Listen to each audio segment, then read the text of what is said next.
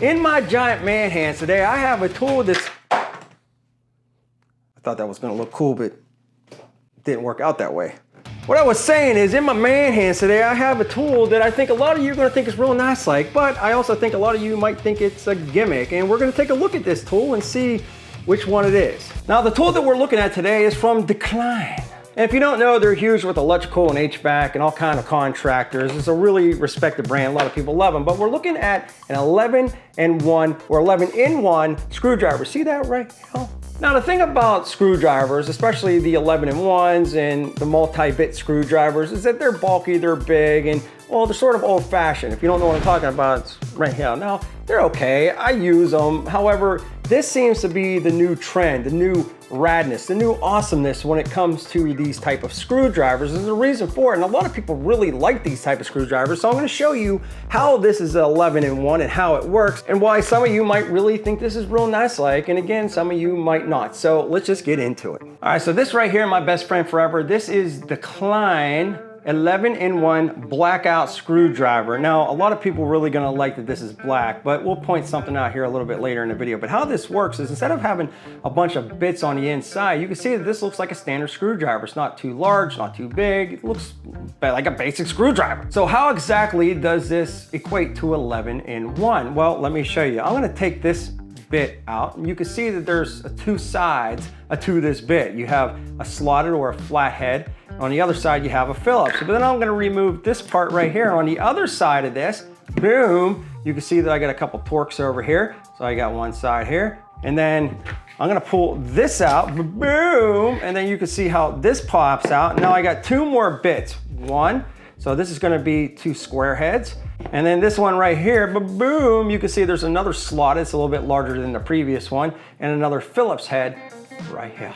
So how you would count this is 1, 2, 3, 4, 5, 6, 7, 8. So let's slide these over, that's your bit. But where do these come in? What do these do? Why are these counted as a tool? I thought they were just holders. Well, if you thought that, you'd be wrong, dude. Check this out. On the inside, you have a couple different nut drivers. So this one here is your largest.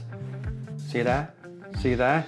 These two are also the nut drivers. You got the smaller one right here, and you got the middle one right here, and that's where these bits go into, and they hold in like such. Now, what's nice about these bits is they're not gonna come out if you shake them. They do actually go in and stay in. They snap in a little bit. So they are pretty solid when you put these in there. Let me move my face over here, and again, you can see.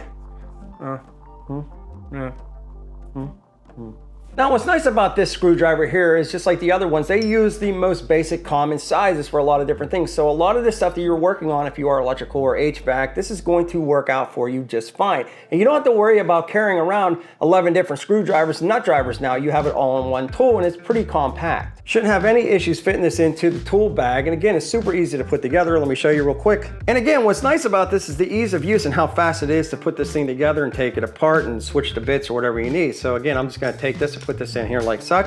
I'm gonna take this one here, take these two bits, put them in like such, and I grab my main shaft, and I'm gonna take this in like such, and then boom.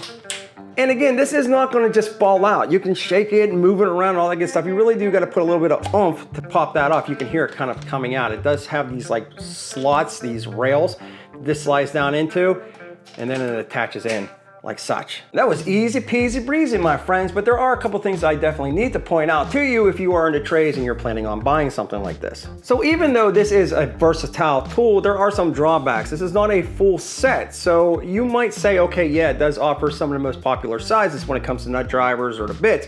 However, this isn't gonna take care of everything. So you might find yourself carrying this and it's not gonna be able to do the job you need it to do because you need a different size. Now, another thing I definitely wanna point out, and it's pretty important, is Klein is huge when it comes to the trades, electrical, HVAC, and other trades as well. But this right here is not insulated. So if you're working on a panel or around electrical lines, well, this isn't gonna offer you any protection. I really do think that's going to be a bummer for a lot of different people. However, I do want to point something out, is that I think, in my mind anyway, that Klein seems to be wanting to branch out. Yes, they're very popular with the trades and the HVAC and the electricians, but I think that they also want to start putting tools out on the market that anybody can use. So they're not just focused on the electrician and the HVAC with this type of tool, meaning that you could be a carpenter or whatever you're doing, handyman, and you can grab this, but you don't have to pay the extra money for an insulated tool when you just want something like this. And Klein does offer insulated tools, it's just not this one. But the one bummer that was sort of standing out to me was it's not magnified at all. So you can't pick up a screw and just kind of hold it there on the bottom of this. Now, it's very simple to magnify a screwdriver. If you were a subscriber, you would know that I made videos on that. I'm sorry, I miss you. But I'm just letting you know that this screwdriver here, it does not offer that ability.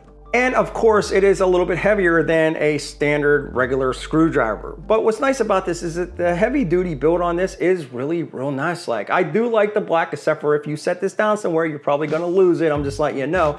And the other thing I would have liked to have seen is maybe like a lanyard hole, but maybe they just wanted to keep it simple and the price down on this. By the way, the price is right here, and also again in the shopping bag if you were interested in this tool. So overall thoughts of this, I think this is awesome. Like, if somebody's seen this in a stocking stuffer, I think that they would absolutely love it. I almost dropped it again. What is going on with my dexterity? I think somebody would absolutely love this. I think this is a great tool, and they're not the only companies that are doing this. I think there's a couple things that they could have done to make this a little bit better. But like I said, as far as it goes with it not being magnetic or anything like that, you could fix that very easily. But of course, the reason why we make these videos is to give you the pros and the cons of these tools. So if you're deciding to go out and buy this, if you see it in a store or wherever, you know what you're buying. Did I mention the rubber grip overmold's pretty real nice like as well? Let me know what you think about this in the comment section below. Love hearing that sweet feedback. And if you like this video, check out this video right here. And of course, back with more videos soon.